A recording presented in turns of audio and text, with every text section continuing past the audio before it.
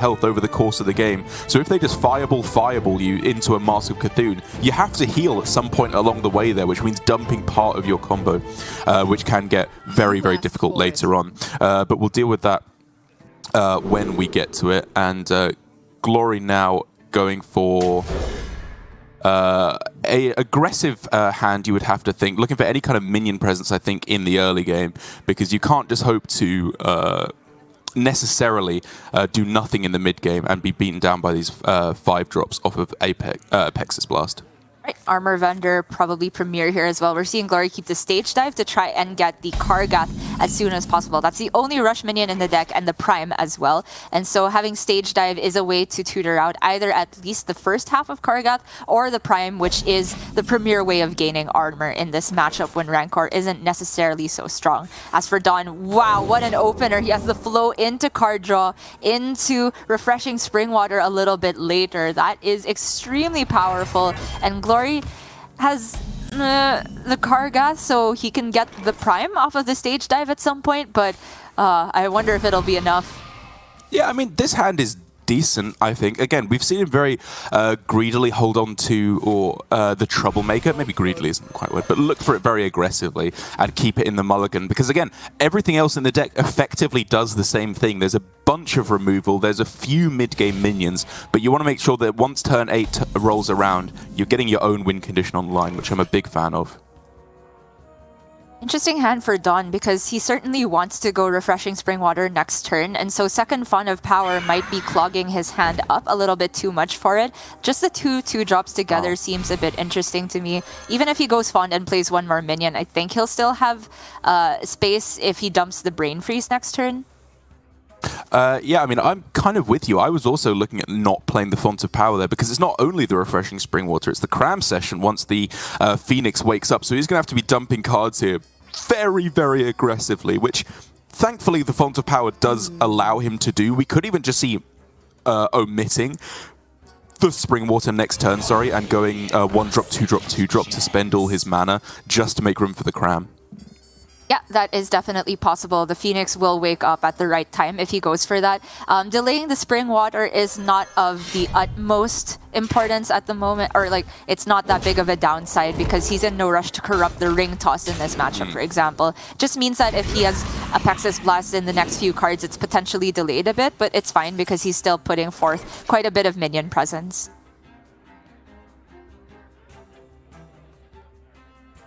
So it does look like it's going to be 1-drop, 2-drop, 2-drop. There's a world where he holds onto Lab Partner in order to like get even more draw off the Cram Session, but I feel that is still messing with his hand space a little bit. So I'd like to see him just put down all the minions.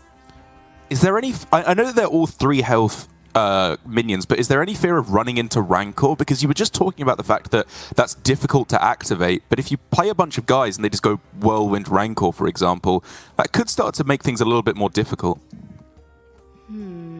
That's true. It's potential 6 armor gain for Glory, and maybe that's why we see DawN deviate here a bit. This is a very slow play. It corrupts his Ring Toss, but it means that next turn he's able to go for like Lab Partner into Refreshing Springwater. I'm still really worried about his hand space. I think the 6 armor potential to give Glory is worth it in order to just free up DawN's hand space and really get to the power plays. Now it feels like he has to choose between Springwater and Cram Session and still have to dump cards to play either. Yeah, that's definitely true. And Glory here, we can see him using his removal very liberally. I think that will be a theme of the matchup, because even with double Font having come down now, you don't expect there, to be that much minion presence. You're much more afraid of taking any chip damage and then the burn. Even Mask of Cthulhu off the top, probably not the play here, but it's honestly kind of tempting. While it is tempting, I feel there's so many punishes for DawN if he just goes straight for that. Like the Cram Session gets so few draws compared to if he had cashed in with the Phoenix. And also, it just takes Glory a swing to get rid of the Phoenix. He can continue drawing. And it just feels like a little bit early to cash in the burn. We see DawN prioritizing the Springwater over the Cram Session here because of his hand space issues. And that potentially will come back to bite him, because both spell damage minions exposed on the board now. And DawN's follow-up is honestly not that strong. He has burn, but if Glory simply goes for removal and doesn't necessarily play minions, DawN doesn't have very much to do with his turn.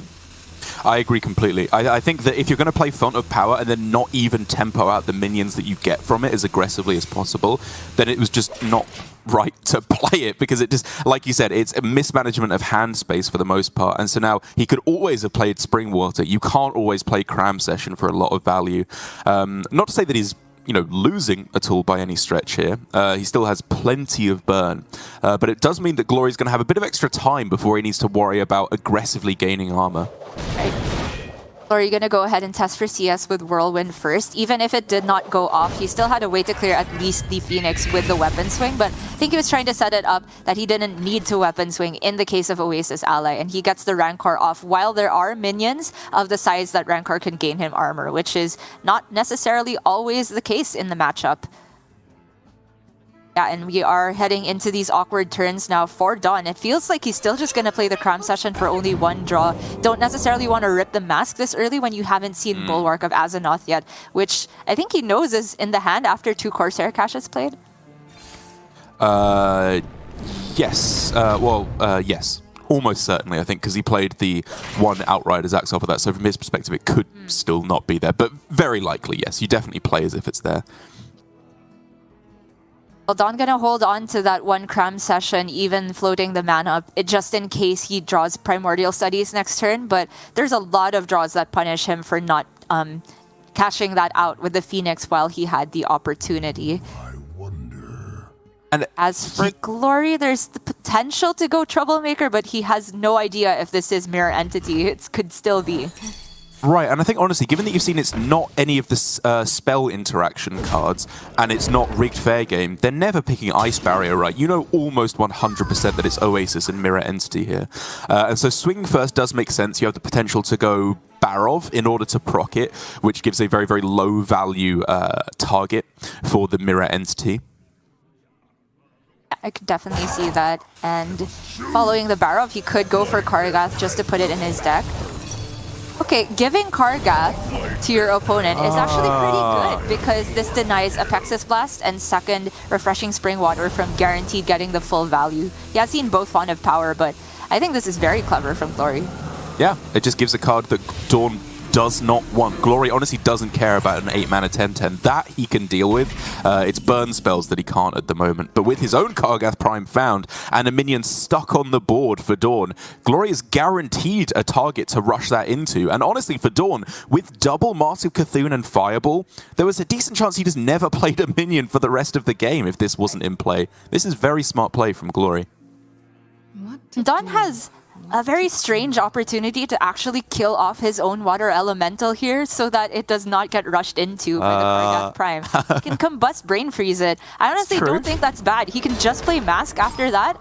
Glory's down to 14. And then he just has this Fireball. It doesn't quite get there yet, but like he has Devolving into Mask Fireball the next turn. I think it's strong. You know what? That is sick. A great back and forth there between Glory with, all the information effectively being face up. There are no other rush minions in the deck, so DawN knew 100% that that was Kargath Prime in hand and plays around it very, very cleverly there. Right. And Glory, if he wants to just play this down, is missing the armor up button. And if he does just play it down, DawN has double Devolving Missiles. So this goes down to a 2-drop, which a lot of the time does not have enough health to stave off Mask plus Fireball for lethal. So we're going to see Glory go for the Troublemaker instead. I think this is absolutely correct to play around Devolving as best he can. But if DawN picks up more burn, there's the Studies and Cram Session. He could just get lethal right now. Misses out on the lab partner. That's definitely what he was looking for here, which makes the turn that little bit more awkward. So while the Geomancer gives him a little bit more breakpoints to get immediate lethal, I kind of like the Mini-Mage because this is a minion on board that the Kargath still cannot rush into. Good point, good point. Okay, Devolving Flame Strike. Again, it's a decent way to try and set up for a clear with the Mask of Cthulhu. The Ash Tongue takes damage from the Flame Strike, and it goes to Glory's face. What? So that's just 5-6 damage he's created out of nowhere. That's a disaster. That's a huge disaster. Honestly, I was not even sure that was automatic devolving this turn. I was tempted to keep drawing with Cram Session because DawN was pretty much alive a lot of the time that turn. And I thought this devolving was going to be a disaster because it missed the Troublemaker, but now DawN has created an extra 6 damage. Glory cannot interact with this 3-1 without using Whirlwind. Can't gain the armor off of the Kargath. But okay, he's drawn Shield Maiden, so he's alive? Yeah, there's no way even with Vol'jin that he can get a minion down from DawN. He can also just targetable. Override his weapon with the Bulwark as well. It's the safest possible play he can go for. It's also a board that you don't want to just mask into because there's a lot of minions in the way. Yeah, I mean, it was obviously an aggressive use of the second Devolving Missiles last turn from DawN. Wow.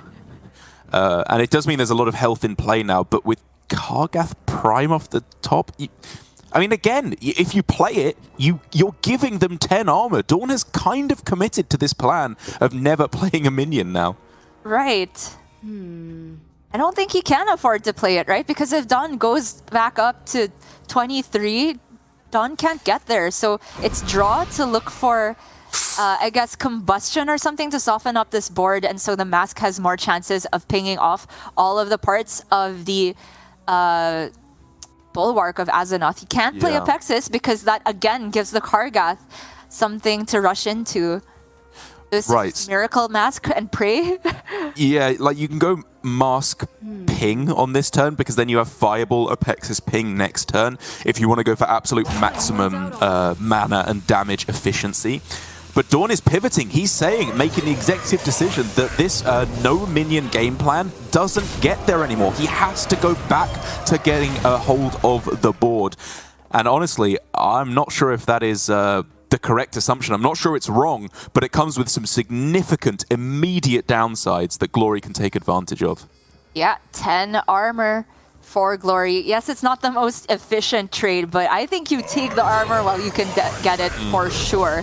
DawN was saying that the burn probably doesn't get there because the mask is unlikely to take off that many charges, and he can't really survive for that long just pinging because there was 9 damage presented on the board. I imagine it. Like, if he'd just gone...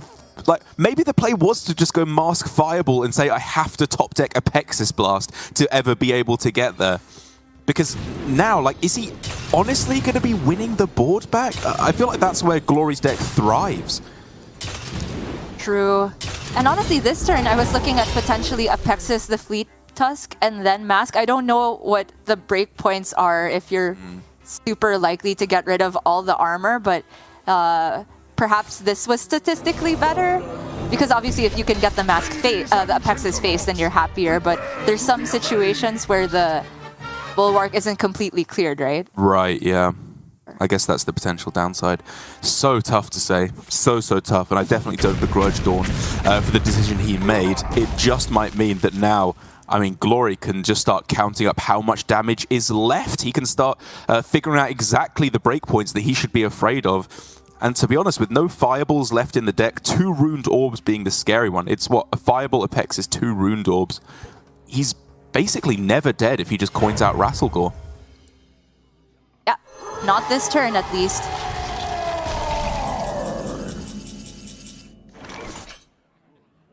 So we're looking at a Mozaki out now for DawN. Or Apexis into a stealth minion. I definitely feel like he still needs to Apexis this turn. There's no more Kargath Prime, so he doesn't have to worry about putting a minion on board. Not it. Yeah, not bad, but it's just not good enough. He was looking for Twilight Runner or Stranglethorn Tiger. Could have been huge there.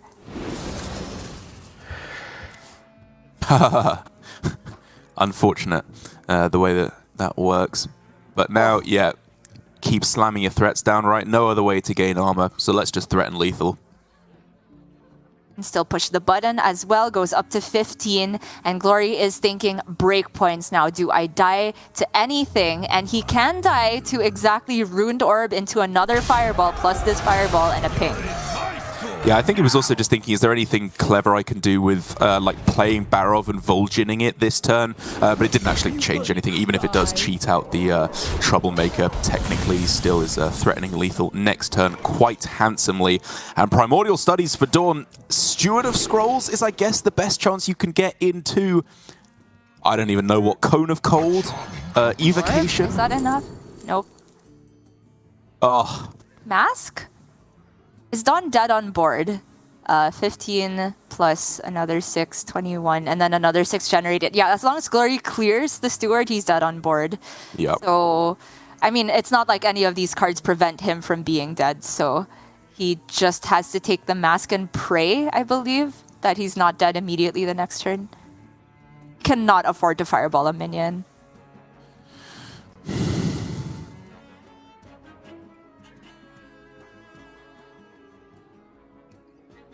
I mean, it's losing either way. Like, if you fireball the minion, then you lose the game because you run out of burn. If you don't fireball the minion, there's almost a 100% scenario where your minion gets dealt with here. It's a lose-lose. The fireball clearing the Troublemaker. He is not dead the next turn, even if there is removal for Glory, but I don't know what the out is for DawN now. Is it like Spring Water into Lunacy into I don't know what's left? Yeah, I mean, he can go Ruined Orb into another Primordial Studies into Solarian Prime, and then maybe he has time to play it. Like, we could spend all day coming up with these super fringe scenarios where maybe he has a chance, but basically it's slipping away very rapidly. And for Glory on his side, his priority should just be how do you crank up the pressure to the absolute max now.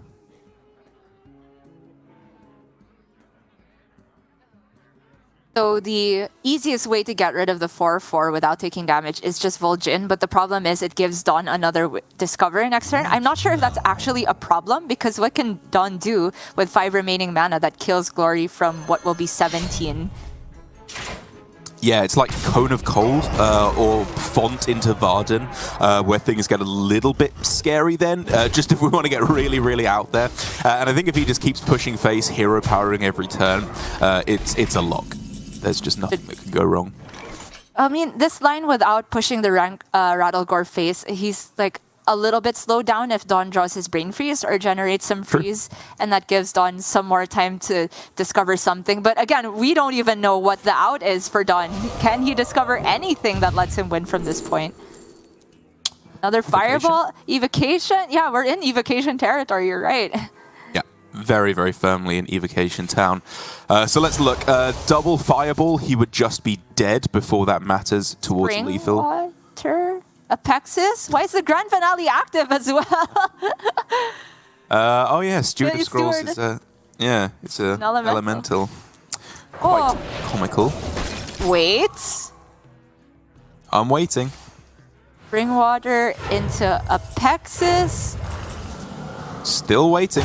Another Spring Water, so he goes to 7 mana, so he can then play Apexis and the Ruined Orb? Or what? I mean, the Ring Toss? I mean, he just overdraws at that point, though. I guess you take the overdraw. I don't know. Ring toss. Okay. I mean, there's no way he has enough animation time to do all that. Yeah. Ring Toss, ping. All right. Ring toss, ping toss, and just toss this game. Kind of felt like he needed the Apexis face to have any chance whatsoever there. I feel like it didn't matter.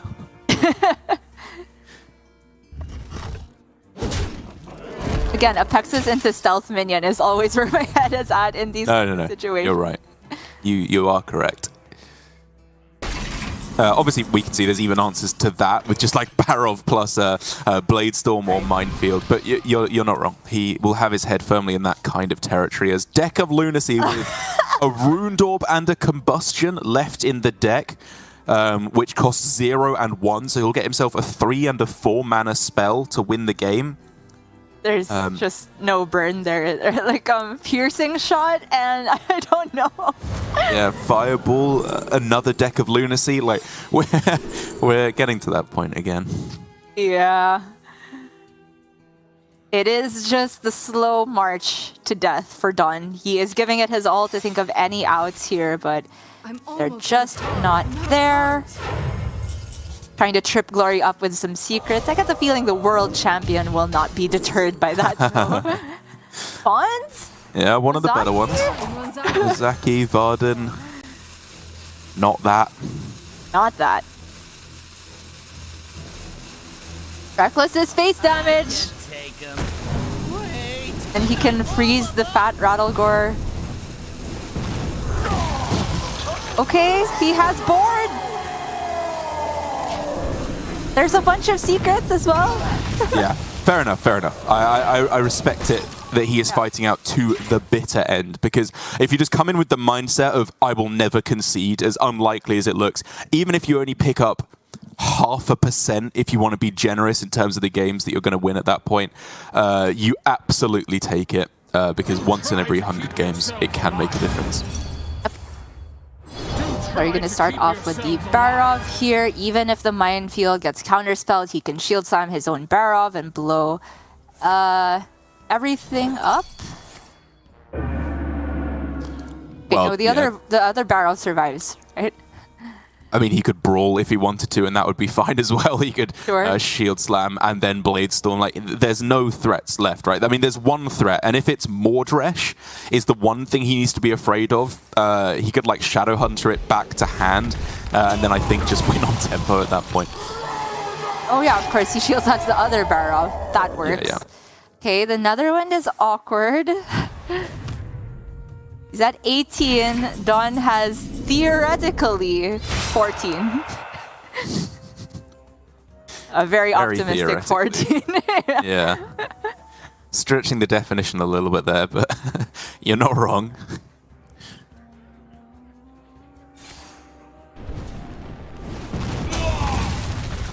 With a cherry on top. DawN knows that Glory, if he attacks face... This last one is Ice Barrier, right? So... Or Oasis Ally. Okay, it's Ally. And then, so it's just going to be the lethal straight away. Glory knows that those were the only two possible secrets left he had to test for. And if it's Ally, then he 100% wins. And if it's Barrier, he had a way to clear both minions. So that was just unlocked there. Got a little bit tense, I want to say, towards the end. But the big decisions were in the middle and the beginning, quite frankly, for DawN. Like, not being able to go for the cram session for 3 draws, I think really would have hurt his game plan. I think that's really the big point of improvement that we could touch on there for DawN, because his decision to, well, I think first of all, in the mid-game, his decision to pivot away from a minion game plan by combusting and brain freezing his own water rally was absolutely inspired. Like, I'm glad you spotted that, because I think that was definitely correct.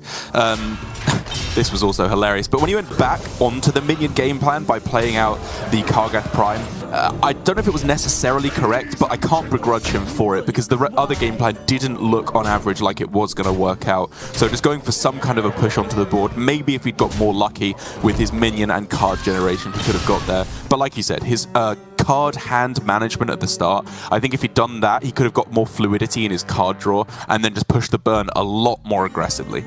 I will say I probably made a mistake in the call of the Apexis first on a minion. I think there's only 4 total minion health at the time, so the vast majority of the time he does get rid of the minions and the Bulwark by going Mask first, and that's a slight optimization. But yeah, it's really the macro where I would have liked to see DawN improve a bit more. Onto the Rush Warrior now, as his counter Q into the Control Warrior. Again, we haven't really had the chance to test this matchup in particular in depth, but it does feel like on paper the Rush Warrior has the tools to take apart Control Warrior because of the power of conditioning, turning even the 1 cost tokens from the bumper car into bona fide threats. You know what? I don't know if I agree. If we're going on pure instinct here, I'm going to say I think the Warrior can actually get there. The sorry, the Control Warrior, I should say, can get there. Because the Rush Warrior in these builds, I think, can run out of threats a lot of the time. You know, yes, they can get these huge hands where they're buffing 7, 8, 9 minions with huge conditioning, but a lot of the time they run out of threats in the mid-game, and Glory's Control Warrior does not sit around. As soon as you have a dead turn as the Rush Warrior, Glory is going to slam Troublemaker, Rattlegore, cheat them out with Vol'jin, and I think this could be, although not disastrous at all, slightly unfavored for DawN. That's fair. If I were to say it were favored for DawN, it would also just be slightly in the long run. I do think that it's very dependent on the way the Rush Warrior plays the matchup as well, because we're not talking about vomit everything onto the board. We're talking 1 or 2 big minions at a time, no more, because you don't want to overextend into Brawl, you don't want to give good Blade Storm boards, and you don't have to worry about Hysteria in this matchup, which is the most important thing, where you would otherwise be discouraged to play 2 minions at a time. For DawN here, the discovery of an additional Kargath is huge, because now he just gets to put another threat in his deck, and we're talking maximum greed, maximum value in this matchup. However, going Kargath this turn would deny the run Thak to follow up. And what this does mean, Gia, is that if... Whoa, I was going to say if Glory doesn't pick up another minion, he picks up an even better minion. If this Scorpid sticks, he can go coin Vol'jin and get either Rattlegore or Troublemaker. And he is sat there praying that this Scorpid doesn't get removed. But the Sword Eater off the top guarantees that it's going to die. Without that, maybe the Runthak wouldn't have attacked in. That's a horrible trade to have to make. Yeah, I mean, honestly, I wanted to see what would happen if this was not the top deck to, you know, make DawN's life really easy. He might have still just ended up on the Runthak because he really wants to play Wadley on turn 5, which would then just get eaten up by the Scorpid. So I feel like it's reasonable to spend your mana while you have that window to, even if the Runthak immediately dies. But of course, now he gets to save everything. Now he gets a big conditioning. And this is the type of situation that I feel will be difficult for Glory to get past. Yeah, could not agree more. This is the kind of hand that Control Warrior definitely struggles with. He has the tools to survive for a good while, though. Outrider's Axe, although it's going to struggle to find especially good targets, you know, buffed up 1/1 Riders still died to the Axe, so Glory should be able to find any card draw that he needs over the course of this game to find the removal tools. But whether or not they'll be situated well enough and can deal with wave after wave of, as you said, small amounts of big minions, just 1 or 2 at a time, that is exactly where Control Warrior struggles. And it looks like DawN has a very juicy conditioning here. I don't think there's any reason to get any more greedy here. He can swing and then just re-equip with the Sword Eater that's up to 4/7. That's, again, of a shape that Control Warrior struggles to deal with. Glory's reaction says it all. Yeah, the last thing that you want to see. Armor completely eroded, no way to even build it up at the moment. But that is the top deck from Glory, not because it gains him armor, but because it's a 1-drop that allows him to go for the exact play I was talking about. Rattlegore on the board, and the Shield Slam now active. That was insane! Brutal. Glory with the self-applause, you know what, Glory. You earned it. I mean, they built the deck this way for this possibility. But DawN is not out of this. Look at this now. Playmaker with the bumper cars and the raid leader. And not just for the immediate board presence. He's sitting on ETC. There's a lot of burst damage that DawN can put together over the next couple of turns. The Rattlegore is, of course, very threatening. But DawN has initiative right now. He can start putting a bit more face damage as well. I know that you and I have talked about this a lot, but I just can't get over how much I love this build of the Warrior from Glory and the rest of the Japanese players. I think it's so clever, and as well, with such little time to prepare to come up with something like this, it's really, really impressive. Indeed. How does the Playmaker get used, though? Because DawN wants to get maximum 1/1s in hand, but he doesn't necessarily have the hand space to do that. We could see him go for like Playmaker with the bumper car and Kargath. Yeah, Parade Leader first does allow you to get a bit more attack on board, and you get again the double attack buff, so you get a 5 attack and a 7 attack then after. But it's still just doing absolutely nothing to this Rattlegore. And I guess that's just the game plan. Just leave it there, allow it to smack into 1 minion each turn, and hope that your damage gets there over the top. Right. I think the play of the Parade Leader and Bumper Car instead of Kargath and Bumper Car is better because it allows DawN to create some hand space as well, so he can get the full 1/1s and have that in his back pocket to use with ETC. Oh my gosh, this Blade Storm is brutal though. So good. So good. And, you know, I mean, DawN, in quotation marks here, walked into it. I think no matter what you do there, you're very vulnerable to some kind of removal. And, like, trading in the higher health copy of the Bumper Car, I think, was maybe a bit too next level. And it even had 5 attack instead of 7. So it's just an unfortunate way that the board shaped up. Well, Troublemaker still very strong here, and look at this draw for DawN. He has Playmaker now with the ETC and the Dark Moon Riders, and because there's a Rattlegore on the other side, there will always be targets to rush into. I think DawN still has this in the bag. These trades are not it though.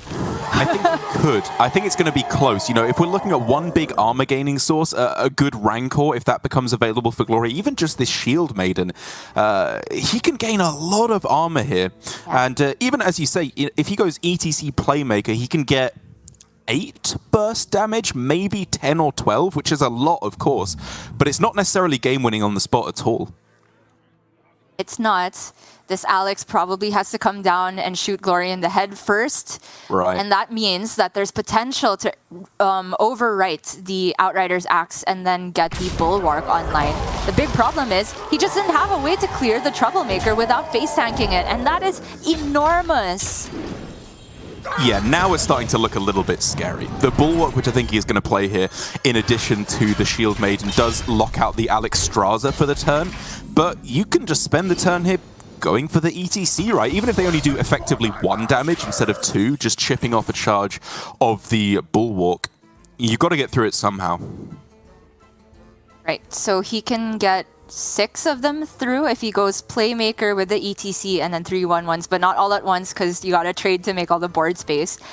And then he can swing face. So by that point, Glory will be down to 9.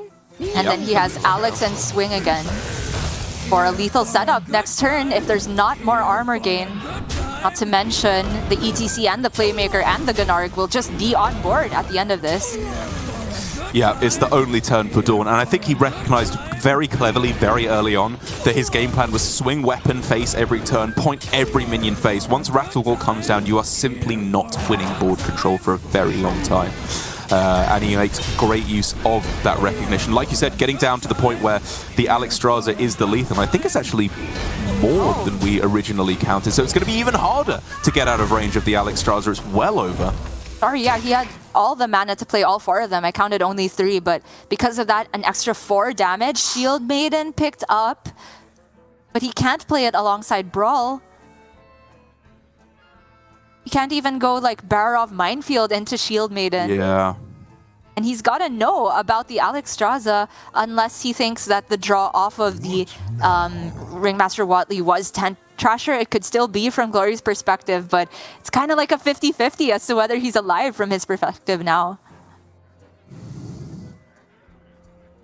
And I think realistically his best chance, even though this play from DawN absolutely screams that you have Alexstrasza, the best play is just to pretend he doesn't have it. Because outside of that, you're going Outrider's Axe and Swing to draw a card, which, what can that even get you at that point? You don't have Shield Slam anymore. There's no Risky Skipper Armor Smith combo. You'd have to hit Rancor, and I don't even know how you'd make it work at that point, because you couldn't fit in Barov plus Rancor as well.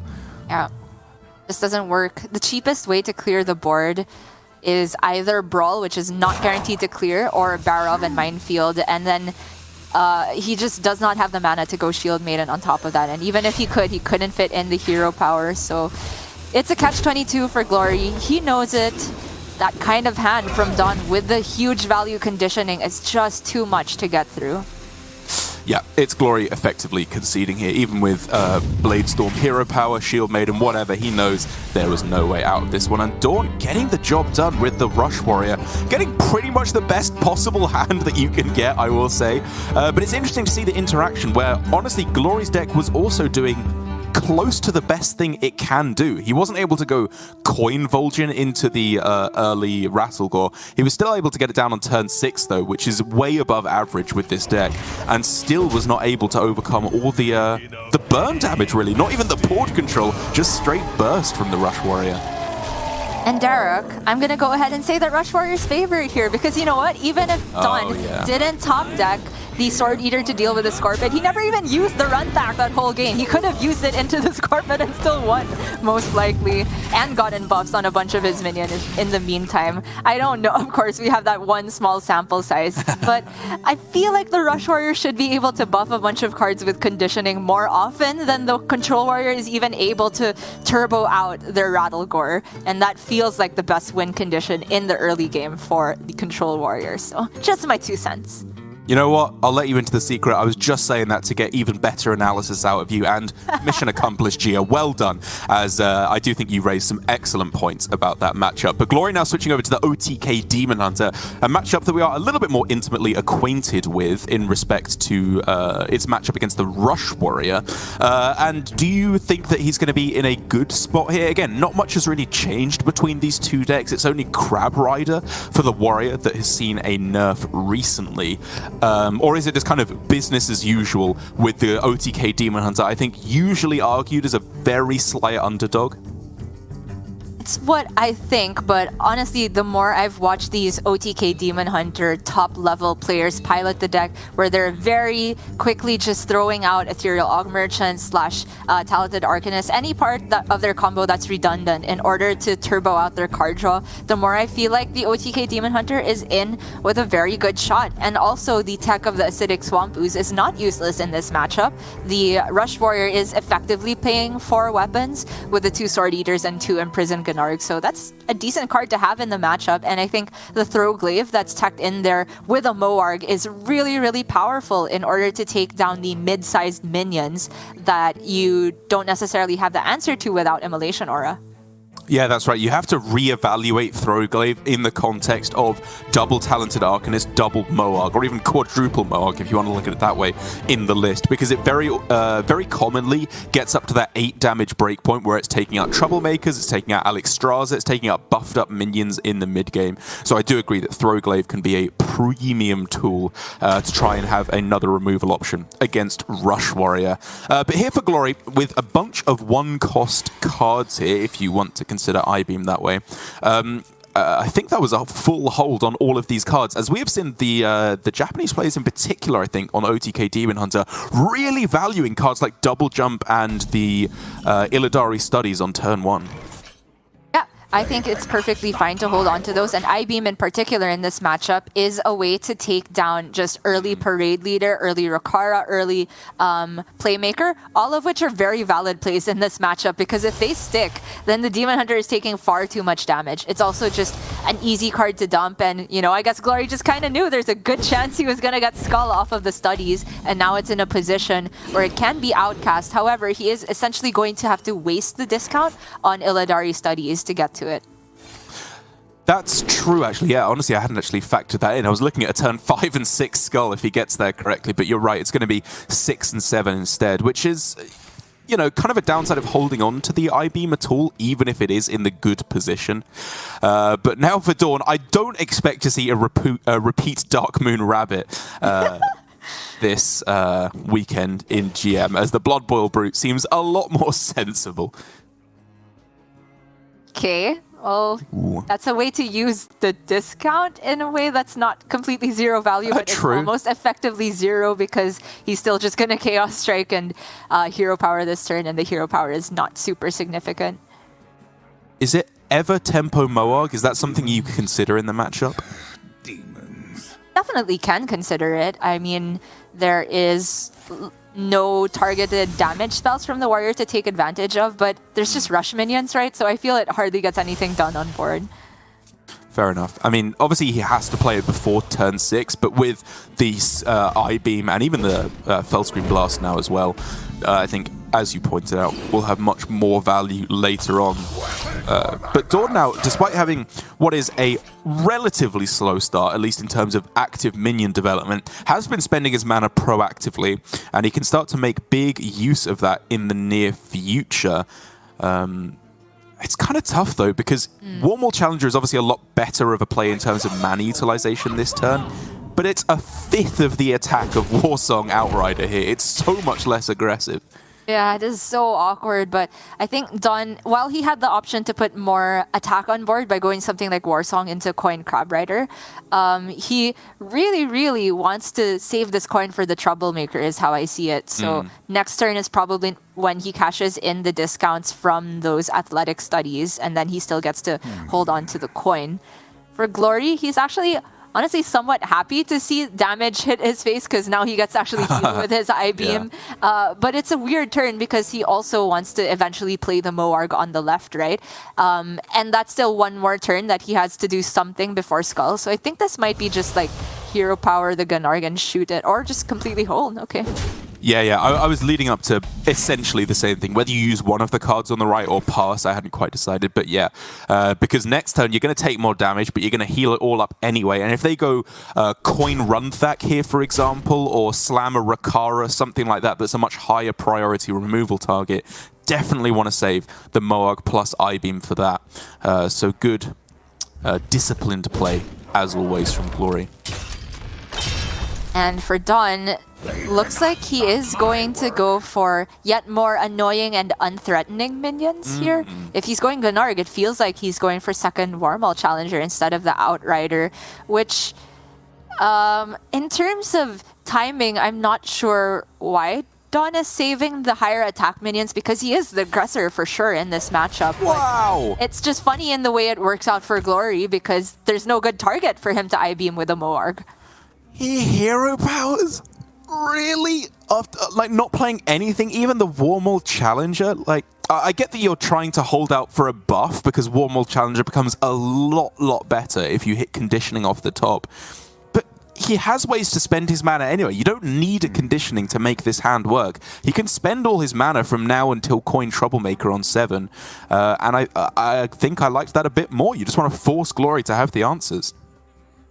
Yeah, even if it just pushes 1 damage a turn, it's not likely to die to any AoE, the Warmaul Challenger, so kind of liked it as well. But again, the big deal here is it was not Warsong Outrider and it was not Blood Boil Brute, so for Glory, it's a little bit awkward as to what he actually wants to I-Beam. And also this pickup of the Raging Fell Screamer was awkward here because Glory wanted to dump the 2 cards on his left, but after spending that 3 mana, he has nothing left to do with his mana, so we actually see him here playing out the Raging Fell Screamer from his hand, which essentially wastes a discount that he could use later on. But Glory is saying, I don't need this discount. What I need is a fluid hand. So he's spending the mana where he can, dumping the card because he knows he's going to go Skull into Skull. I think this is super good and not the most intuitive play from OTK Demon Hunter. I agree completely. The chance of hitting Il'gynoth, Talented Arcanist, other Moarg, Fellscream Blast, you know, anything discounted off the Skull is incredibly high at this point. And even then, he may not even need the full, any cards cheated out, because if he can just get his opponent down to 24, you don't need any reduction anyway. But DawN now, of course, thinking, again, how do I make use of the discount in mana cost here? By bumping the Warmaul Challenger into either of these 2 minions, actually. He can, of course, get down an even cheaper Blood Boil Brute on this turn. But instead, it looks like he's gearing up for Samuro to try and get it clear that way. Yeah, that did not look right because he couldn't then fit in the Outrider without coining, and we already know why he's so precious about this coin. The problem is there's just no way to do this cleanly where the 4/4 also gets cleared. Moarg a higher priority clear, but that's just like 4 bonus damage for Glory. Big win, and at least partially due to DawN's maybe over patience with his threats. Right, I mean, if the other Warmaul Challenger was around, we could have just seen bump, and have 4 damaged minions on the board, which would have made the Blood Boil Brute effectively free on this turn, or very close to it. And we could have seen yet more aggressive tempo development heading into the Skull turn, whereas now the Skull turn for Glory, it's not especially scary. It's just this simple Blood Boil Brute on the other side that's any kind of threat whatsoever. Right. Glory has not gotten the best discounted cards, all of them just 1 mana saved. The Fell Scream is a combo piece, so that is worth looking at some point. But what his biggest priority here is, of course, just making room for the second skull. Currently, he's on 8 cards. He's going to draw up to 9, and the only dumpable card that doesn't generate anything else is that combo piece. So I think it highly depends on what DawN does into this turn. And honestly, if he develops, Glory's pretty happy because then Glory can use some of his combo pieces to make room for another skull. Yeah, that's absolutely right. And it's now the dead turn for DawN, or at least the slower turn. We know for a long time that he's been setting up for coin troublemaker. That's why he's held onto it so avariciously this game. But he can still have a relatively decent tempo turn, like Warsong Outrider, and then probably don't rush in because you'd rather have the body and the attack power in play. And then double trade with the Warmaul and the Axe. The problem is then, I guess, that you're never realistically going to get back above that 24 damage breakpoint, which makes you a lot likely to die much sooner. True, but I don't know if DawN can even rely on breakpoints by this time because Glory's had so much time to keep drawing, and there could be discounted cards that means that DawN is dead anyway, even if he stays above 24. We do see him go for this instead, though. At least corrupts the stage dive. There's still a decent amount of pressure on board, but this is absolutely fine for Glory. So many ways to deal with it, and he has so many cards he's willing to use to deal with it. Sigil Runner, sweet. Yeah, I'm wondering, he probably can't get away with another skull on this turn. Like, if he was to find Talented Arcanist or the other Immolation Aura, there's a bunch of ways it would work out for him. But I think it's just that little bit too risky. But instead, he does just go Immolation Aura, and the skull he picked up off the top. Now hoping, I guess, for some other way to clear things up. And to be fair, this is decent. Yeah, it's still leaving pressure on board, but the big thinking here from Glory is that he's just never dead from this point. Alex Straza coined out is not available, and even if it were, there was not enough damage remaining to kill him off immediately. And that's why he doesn't have to go for the healing this turn. I was looking at it just so he could guaranteed get the skull on the left, but he started with the possibility to give them skull on the right, and once he saw that, then he deviated. If he hit a different outcast card, I think he would have gone for a bigger clear. And here it is, the payoff for DawN, what he's been setting up for so long. Misses the ooze twice, which is debatable as to whether it's good or bad. It does, of course, make things a little bit easier for Glory to clean things up on this turn. And you'd have to imagine that this turn you'd take a turn off of the Skull Madness, because there are some very, very powerful combos here that can essentially heal you to full. Right. These are his last Moargs. Important to note, he still has 1 Philosophy in the deck, so at most 1 Moarg can be used here, and I think it's fine. He can use it with 2 spell damage and the Fell Scream Blast. So that gets up to 6 damage. And that means that you can Fell Scream the Troublemaker and just trade the Ooze. And be very, very healthy at the end of it. You can also play Throw Glaive, although it would regenerate in the hand, so you can't get the Sigil Runner in outcast position. You could do it first, just to not get it back in the hand if he targets it on the Troublemaker. Oh, true. Yeah, that's better. Oh, no! Oh, no. Oh, no. That's a disconnecting. Glory, I think, is left as perplexed as us. I sincerely hope that he is able to get enough time to put the turn in, because he clearly knew exactly what he was doing there. It's just about having the time to get it in, and we will, of course, try and get back to it as soon as possible. There is the pause feature in Hearthstone, so it's not like he just doesn't get to do the turn, but hopefully it all works out fine and he's not too rattled and is able to still get it all in. Yeah, I mean, the disconnect, we've had it at many times when it was not super relevant, but this was on the rope. So if he's left with even a couple seconds of delay as he gets back in, that could be a huge disaster, because he was literally dead on board if he didn't get the Fell Scream Blast down. I hope everything will be fine, because Glory was super favored to win from that position, healing back up for, what was it going to be, like 18? and then removing everything but the Warmaul Challenger and being ahead of board at the end of it. And if Glory wins with the OTK Demon Hunter, he's actually just still left with a good matchup against the Rogue from DawN. So if that disconnect actually cut the turn short, that very easily changes the entire outcome of the series. Yeah, it would, and we will of course make sure that it is got back to as soon as possible. And it's, again, it always feels like when we go back to a caster cam, it goes at the most interesting of moments in the matchup, because I think that as we talk again about DawN's overall philosophy in this matchup, I think we can agree that with his turn 3 play to armor up instead of the Warmaul, and later on to trade in the Outrider instead of sacrificing more damage, he's clearly cognizant of the 24 damage breakpoint and is trying to hover around that. But I wonder if it was necessarily the correct play, as we are back in the action now, so you won't have to listen to me waffle on about any other choice that could have been made by DawN, as Glory, it looks like, got the full turn in. We of course don't know what he was necessarily looking for, but as his heart rate goes back to, below 300, he will hopefully be able to get this all sorted out.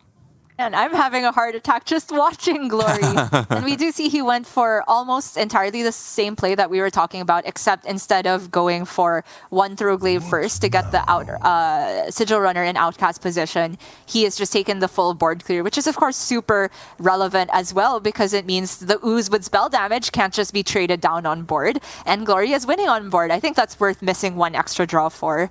For DawN though, Troublemaker this turn looks pretty awful, but there's also a Samuro option, I suppose, with the Sword Eater. That's probably the best he's got. Yeah, I mean, this is mega losing. As you said, he has the board clear, which I think you do absolutely take. But these are the exact kind of games that Glory will just dominate, it feels like. An extra Skull of Gul'dan, 2 talented Arcanists, Il'gynoth still in the deck, I-Beam discounting would still be pretty good, Philosophy not terrible. It's just close to a lock at this point, even if it's not quite there. Right. A discounted Arcanist means that Glory can guaranteed hit the 36 breakpoint now with second Moord and Il'gynoth all in one turn with a single Fellscream Blast. It is very simple now. Glory just plays his Spectral Sight, and he will guaranteed have all the cards drawn for next turn. Also just needs to dump one thing, and he can dump the I-Beam, he can dump the Sigil Runner, no problem. Not many cards. He's got the Il'gynoth anyway, so second talented Arcanist in the deck. Oh, he's not even overdrawing anyway. Even if he was, it wouldn't matter. He just has 1 billion damage next turn. And DawN cannot get out of range. As I see it, he cannot kill his opponent neither. Yeah, I don't think so. You're in my school now. Yeah, my bad on miscounting Glory's hand. He did not need to dump a card, and now he just has Giga Lethal, as we call it in the industry. We do indeed. Yeah. Certainly going to be enough. And Glory, with the counter Q, getting the win here. I mean, the fact that DawN was able to take down the Control Warrior first of all in the first place, that meant there needed to be a counter Q, means that it's not that disastrous for him. But as is often the case in Last Hero Standing, because Glory was the first player to get a win, if it just goes back and forth, he will be the player that creeps over from 2-2 to 3-2. And that is even predicated upon the fact that DawN will have a good counter Q to this Demon Hunter, which is not necessarily the case, as the Rogue is a dubious prospect against the Demon Hunter. I think we can agree. Indeed. I can't remember who it was on Twitter saying that whoever thinks that OTK Demon Hunter is favored versus Rogue is just not playing Rogue right. But there's definitely that argument that exists, right? We've seen how very skilled Rogue players can play around specific breakpoints of AoE, time their cult Neophytes into unexpected skull turns, and overall just make things as awkward as possible for Demon Hunter. We've seen Surrender and Alan, I think, navigate that matchup with those exact facets in mind. I will say though that just from that one play of Glory of going for Raging Fell Screamer when he didn't necessarily need the discount towards the end and just recognized that he wanted to spend his mana wherever he could, it will show though that DawN has really good understanding on the OTK Demon Hunter and will minimize the possibility for getting locked into those awkward turns. Miracle Rogue list from DawN as well. Again, it's a very, very slight deviation from the more standard list with 2 Orc Merchants, slotting one of those out for a Broomstick that, again, I do think will ever so slightly hurt the matchup, because you can, get some kind of an advantage by casting or targeting your own minions with Guardian Orc Merchant to protect them from a hit against the Demon Hunter. But at the same time, it's still a 1-mana battle cry card. It's going to work very well with the field contact. And like you said, this is a matchup that is a lot of debate around who is in the lead. I would argue that anyone who thinks that Demon Hunter isn't a favorite hasn't been watching APAC Grandmasters, because we are a lot better here at drawing Skull on curve and just going for the full combo that Rogue stands little chance against. But again, Rogue is a deck that constantly is being explored more, learned better, and played better as players get more acquainted with it. And I think DawN is a good example of this just yesterday as he faced Chonsu. And Chonsu had like the god draw, right? He discounted so many combo pieces, was gearing up for lethal on turn 8 or something. But DawN was still able to get the win there, admittedly probably due to Chonsu's over-enthusiasm about going face and not removing a lot of the outs that DawN had. But it was still because DawN had picked the right golem for the situation that he was able to set it up, and he was completely cognizant of his out of either double Wicked Stabs or Shadow Step his One Thief into Fireball for the exact damage. I think DawN will be able to play the matchup to a decent effect here, but it's really beyond the golems, in my opinion, about the Cult Neophyte, stepping it, what turns to play it, how many you play in a single turn in order to shut down entire comebacks from the Demon Hunter. Yeah, I know that's something that you and I were touching on the other day as to whether or not you keep the Cult Neophytes in the starting hand, because I feel like I've had some amount of success in keeping them at the start. You can deny some of their early plays, maybe they can't get down a Chaos Strike to kill it off, or play their early cards like Double Jump or the Illidari studies all in the same turn. But I do think you raise a very good point that saving it for the late game when they want to go for the big clears, when they want to draw for the combos into the skull turn, is of course a very, very big one as well. You are on average going to be getting a little bit more success with the deck, because there's plenty of other ways to fill out your early mana curve with Octobot, Mankrik, Kazakus, and even Foxy Fraud, Vanessa, combos like that being a little bit more potent while saving the spell disruption for later on. Yeah, I definitely find that the Cult Neophyte, when tagged onto a big board development turn from the Demon Hunter perspective, is just the biggest pain to deal with, because you often have your mana allocated, like I need this much to draw, this much to play Talented Arcanist and the Immolation Aura all at once. And one Neophyte can mean that you're only doing 1/2 of those things, and it has cascading implications for the rest of the game because of how your hand space has gotten clogged up from that one turn of inconvenience. We'll see how it plays out, though. There's, of course, as you mentioned, still just the possibility to turbo out Jandis, Kazakus, and that's also a very powerful way to fight back against Demon Hunter. Well, here is the option already presented, Cult Neophyte in the starting hand.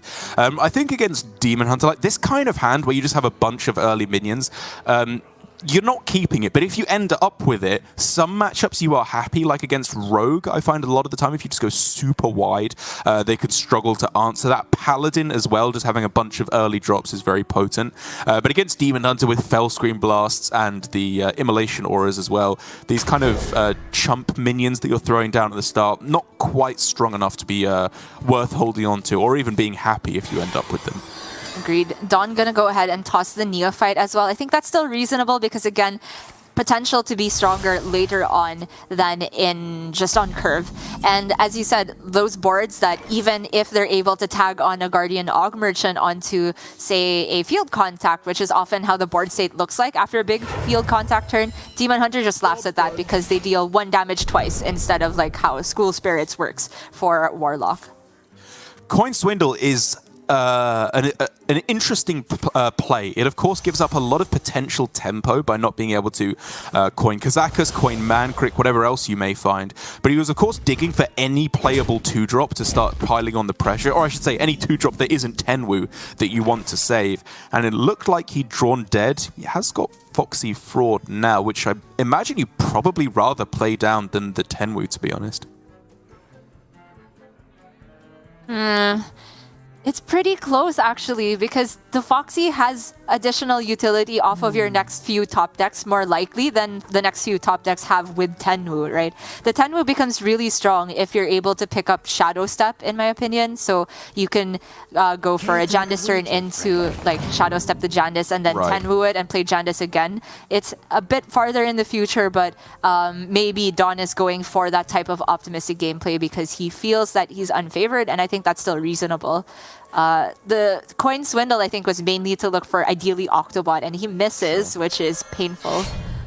He does. And I would actually argue with respect to Tenwu, he already has the cards he's looking for, because very, very often with this matchup, you go, or I would go, Kazakus, you look for Divine Shield or Stealth to make it harder to deal with, you play it, and then you Tenwu it to play it again, whether it's summon a copy, draw 2 cards, or even +2/+2 sometimes. Tenwu can have a lot of synergy with that. So I think in this instance, I do like that he just went for the Foxy Fraud instead. Yeah, very true. Especially now that he's picked up the Octobot. However, Glory does have this Chaos Strike to make quick work of this. I don't think DawN was necessarily expecting the Octobot to go off here, because if Glory didn't have the immediate kill on it, sometimes Glory would just leave it up, and then DawN didn't have his own activator for it anyway. But it does mean now that DawN is back to game plan A, which is just curve out. Yes, indeedy. And it means that even if he doesn't, even if he's not able, to get the Tenwu play that I was talking about, he still has Golem into Jandice at the very least. He's offered both Divine Shield and Stealth as the 2 premium options in the matchup. And he's also offered Summon a Copy and Draw 2. These are like the best options you can get, as I think if you pick Divine Shield, you're very happily snapping up Summon a Copy.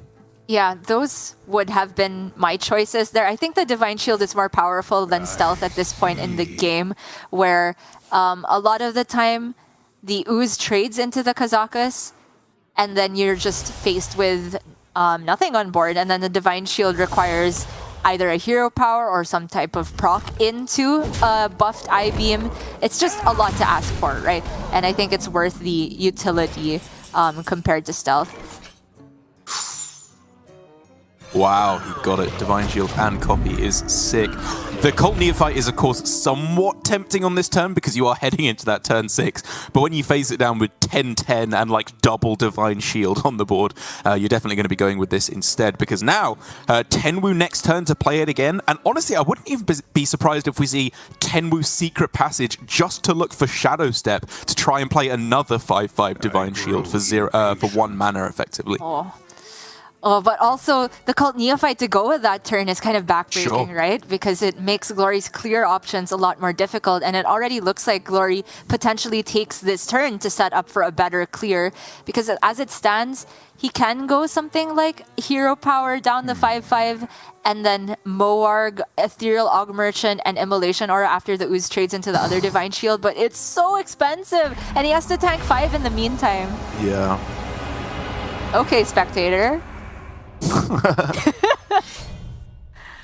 That's a throwback. It's not since like they used to do that on the Ungoro board, making the volcano explode. But Glory going to go with the alternative option of just clearing off 1 of the golems instead, which DawN, is perfectly happy to see. He still gets the ability to replay them over and over if he wants to go down that route.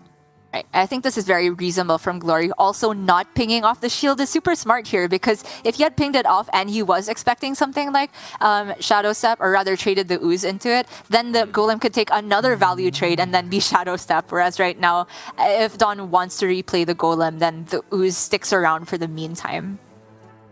Especially as it's worth mentioning on Glory's side, as we've been focusing mainly on DawN for the longest time here, that he does have, he's got his opponent down to below 24, and he has a lot of the combo pieces ready to go. He's not that far off if he can get a couple of good draws from doing it himself.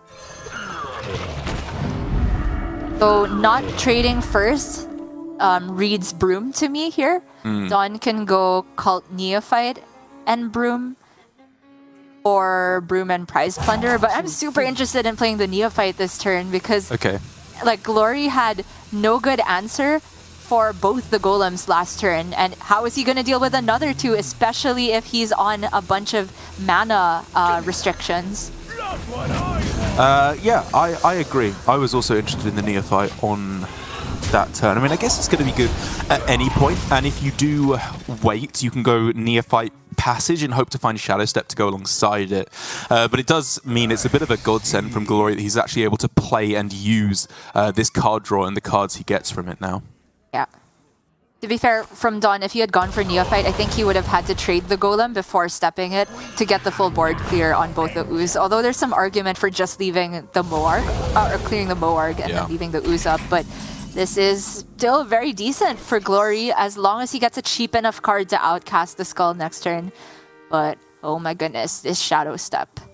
Yeah, do you just play it on the Golem again? It's 3 mana to give back the Divine Shield and summon, of course, another 5/5 Divine Shield. It's proven very, very difficult for Glory to deal with. And if it ain't broke, don't fix it. Let's just go again and keep playing out these 5/5s. Yeah, it's super sick. This turn, the Neophyte is possibly even better, fair play to DawN, because now, even if Glory top decks a cheap spell to outcast the Skull, it won't be that cheap. Yeah, there's literally nothing, right? Even if it got Illidari Studies, it would, of course... well, I mean, he draws 2 cards, of course, but even if it was just one, the Illidari Studies, it still put something in the way. And obviously, Glory can't be thinking about getting the Skull over to the left-hand side, so he's going to have to make do with... I was going to say Spectral Sight, but does Dreadlord's Bite do anything? The 1 damage AoE is not terrible. It's not, but it doesn't do anything this turn, right, in terms of removing damage. It just kind of softens up the board, and then Glory still needs to deal with it the very next turn. So I'm more interested in taking the card draw. You know, I was honestly curious if he was just going to play Skull for 7 mana that turn. Maybe, yeah. Would definitely not have been ridiculous. Does get himself Throw Glaive, however, which, even if it just kills the Neophyte and stops 3 damage, but also stops it from potentially being replayed, is not terrible at all. Not, but he can just use the Weapon Swing as well, although Weapon is kind of valuable because of the Il'gynoth that he just has in hand next turn. The I-Beam being picked up means that Glory can set his sights to counter-lethal instead.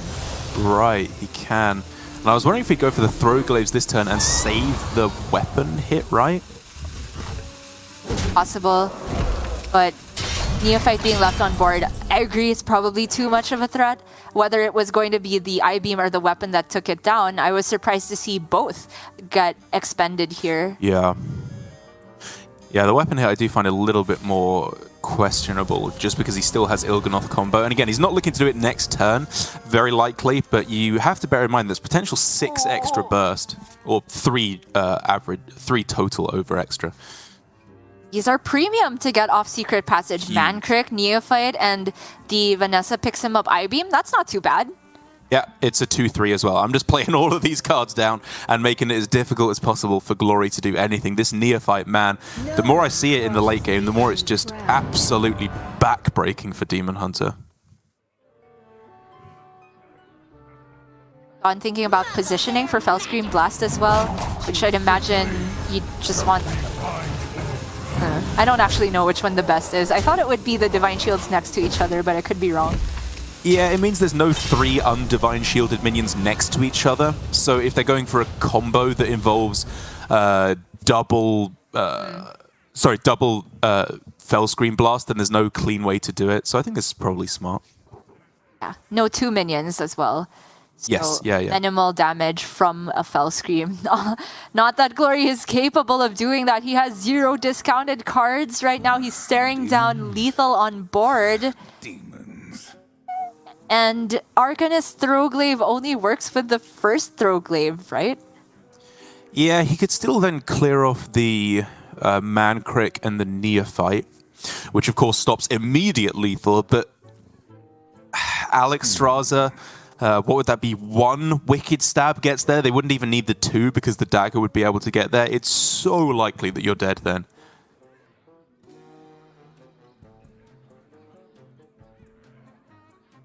If he removes 3 minions with Moarg and triple Throwglaive on all the undivined shield minions, Glory can stay alive from his perspective. However, we can see these double wicked stabs here. He is going to go for this play in the end. And DawN will pick up the win in what I thought was an unfavorable matchup. But again, the Neophyte's so powerful. Yeah, absolutely huge win here from DawN, and very well played as well. I think, like, as soon as he hit the curve with Kazakus and replaying the golems over and over, it was just very, very clear, very clean gameplay. The coin swindle, as you said, is like looking for Octobot, and is the one thing I would maybe question about his game plan. But other than that, just clean throughout. Yeah, absolutely. Just that already big decision point between Stealth and Divine Shield at the beginning is worth thinking about. I think the Stealth maybe gains a little bit more utility later after you've seen the double immolation auras or even one of them, and say that them not being able to target anything with I-Beam is my best out. But in that early game where Demon Hunter has very little mana to work with in the beginning, it's so unlikely that they're able to clear minions with Divine Shield. So in the long run, you actually just get more durability than the Stealth minions, especially when you're replaying them over and over. You saw that Glory took a turn to get rid of just one of them, but all you need is for one to stick in order to keep getting the value out of that. And it was absolutely the shape of board that OTK Demon Hunter is not well equipped to deal with. And already in our first series of the day, Gia, it's coming all the way down to the wire. Game 5 to find out who is going through to the finals. And for the final deck here for Glory, it is going to be the Token Druid. They have often been saving this for last, the Japanese players, that is, for the identical lineup that they have. And again, for Rogue, I think while it's a perfectly good matchup for the Token Druid, again, even arguably favored, we've seen it quite consistently, I think, just go the way of the Rogue. They've been getting too far ahead early on. The Neophytes are back-breaking very, very often. And there's just too many tricks to clear the board with the Brain Freezers and the Prize Plunderers. That's right. I think both those games, though, we saw a relatively early Octobot. I think that's really what enables the Rogue to go for those big board clears. We saw that very cool line from Lambie series where he took a bunch of one-cost golems from the Kazakus and then discounted them to 0, so they'd all be played into the Glowfly turn and leave Lambie not only ahead on board, but able to buff all of his minions after removing that first Glowfly, which meant that the next board development from the Token Druid was just not able to take efficient trades. And it does have to be that type of start, in my opinion, for the Rogue. Just going for the normal curve of like Mankrik into Kazakus into Jandis doesn't necessarily feel fast enough. Yeah, very often the case. I agree. You do want to go for the little tricky rogue hands with all the small minions. But at the same time, we've seen some plays from the Token Druid that are not quite so optimistic as I think the best players have been going for, like early gibbling plays where you get a decent amount of pressure on the board, but maybe not quite so all-in or not quite so effective, I should say, as you would be looking for with the early Glowfly plays. And so maybe a deviation away from the boards where you say, okay, this is good enough to get a decent amount of pressure on the board, but instead waiting for the massive pushes where you go gibbling plus Pride's Fury on the same turn, or a coin Glowfly into Pride's Fury or Soul of the Forest. I think there's a little room to switch things up as the Token Druid. Right. However, being on the play already kind of hinders their availability of options, and when you are on the play, only thing you want is card draw. Guess the Weight, Fungal Fortunes. And based on Glory's reaction, it doesn't feel like he's hit any of them, but we'll see what appears in his mulligan later, because DawN has some very interesting options with the Neophyte, the Swindle, and the Kazakus. Oh, that's not a terrible Druid hand. I wouldn't be too upset with that. He's got some card draw, which is what you want, and if he finds a gibbling, this hand goes from mediocre to pretty insane. But for DawN, like you said, the interesting options, the Kazakus was something I was kind of interested in, just to be able to go Neophyte, coin Kazakus into one-cost Golem, and hope that that would be able to win you the early game on its own. Yeah, the Neophyte on turn 2 is not like it's terrible either. It denies oftentimes the best play for the Druid of Fungal Fortunes on the play. Yeah.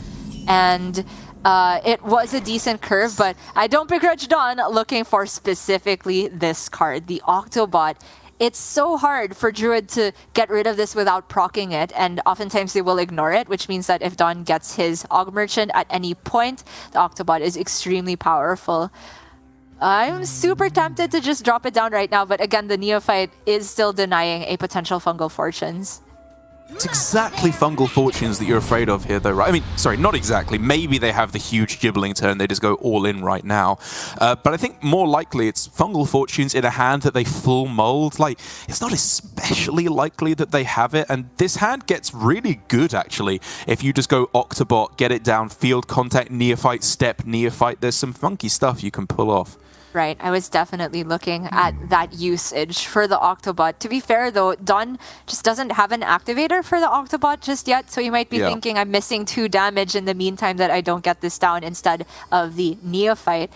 In terms of his next couple of plays though, it becomes really difficult. Obviously we're just going to see a pass from Glory here. Looks like he's gonna hero power down the Neophyte over a couple of turns, kill it so that he doesn't have to worry about it being stepped because he doesn't have the mana for a big turn next turn. But this top deck is huge. I mean, it is huge, but at the same time, are you ever going contact step the Neophyte and then play it again? Because if they don't have exactly Lunar Eclipse, it just lives straight up. True. And the Neophyte just lives. Yeah. That's a really cool play. Ay, ay, ay.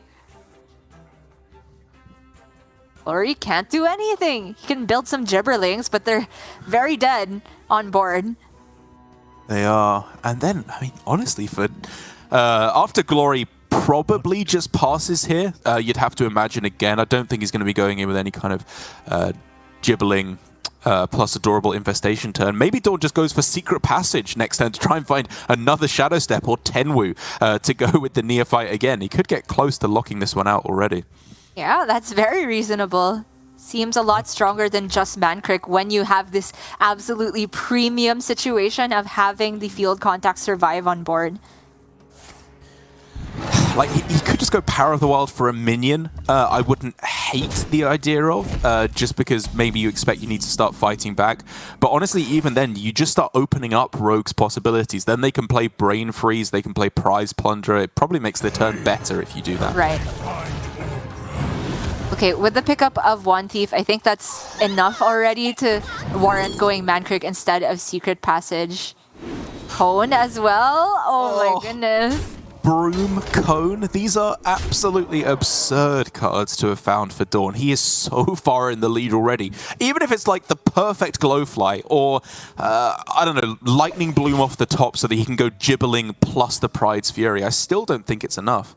I think he needed Lunar off the top, to be honest. Right. It doesn't appear.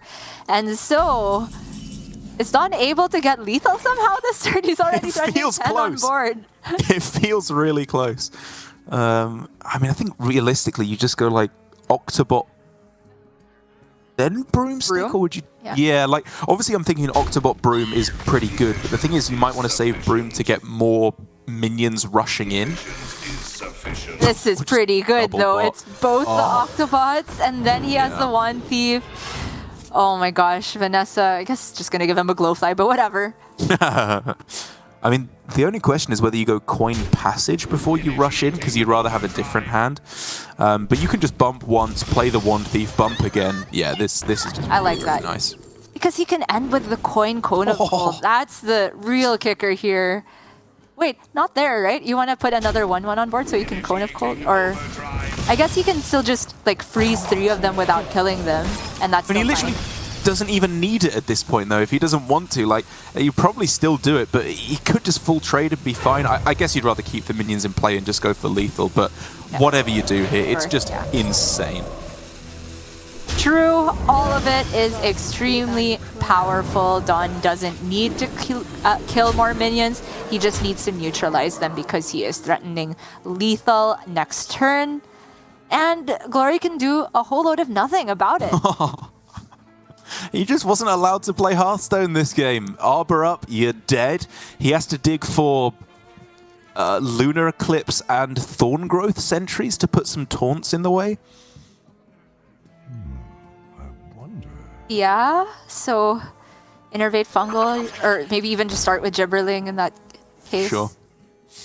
I mean, he's just running out of board space then is the problem, though. He can't even put anything defensive in the way. True. Okay, there's the Lunar. It's very late. Double very late Lunar. indeed. Yeah, I mean, it's about the best hand that you could possibly get here, to be honest. Yeah. It's as good of a comeback as any. DawN does not have lethal. Oh. Oh. So now, Kazakus for +1/+1 is still a little short, right? Of lethal. Oh, but he can Tenwu the 1/1. Tenwu it? Yeah, I think no board you'd space? have to make board space, so you'd have to sacrifice something in. So it gets very awkward then, but I think it would be exact lethal if you did manage to hit +1/+1 off of the Kazakus Right. Golem, because you'd sack one in and still get exactly 11. But he's going with a different route. Again, obviously, if he just finds Wicked Stab, he just wins the game on the spot, right? Mana, though. He's 1 mana short of being able to dagger. You're right. I'm not sure if that was the line.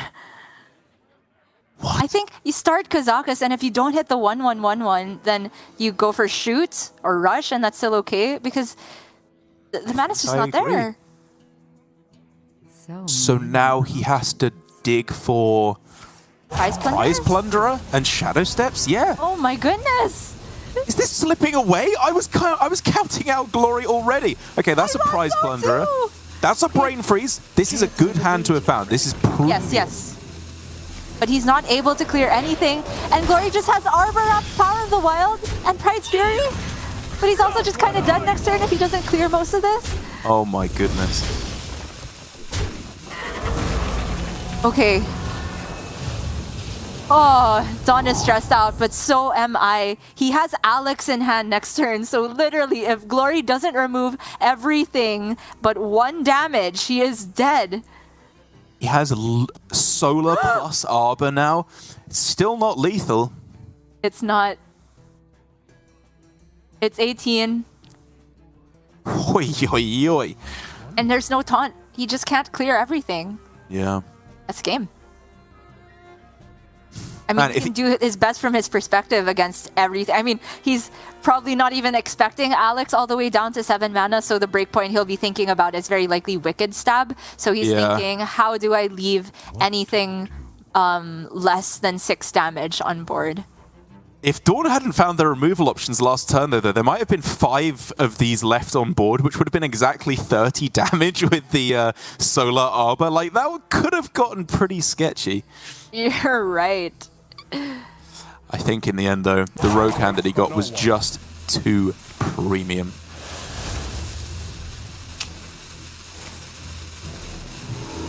Even against just Wicked Stab, Glory can only do this much.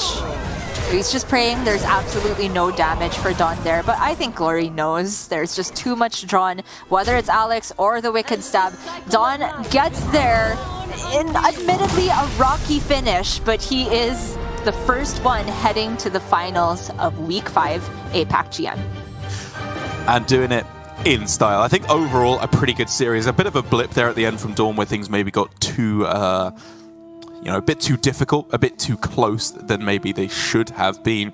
But taking down Glory, our world champion, and taking down a lineup that for all 3 of our Japanese players has been doing very, very well is an impressive feat, and he is going to be going through to the finals, and he has to be absolutely ecstatic about it. Again, he has been in somewhat of a fear of the relegation zone in previous weeks, but by guaranteeing himself at least 4 points now, when you consider that some of the players only have 3, 4, or even 1 point right down at the bottom. 4 points, even if it's not the full 5, if you just come second, skyrockets you above that bottom portion. And for DawN, this is huge, I think, not just in terms of points, but just his self-confidence as well. You can see on camera how much it means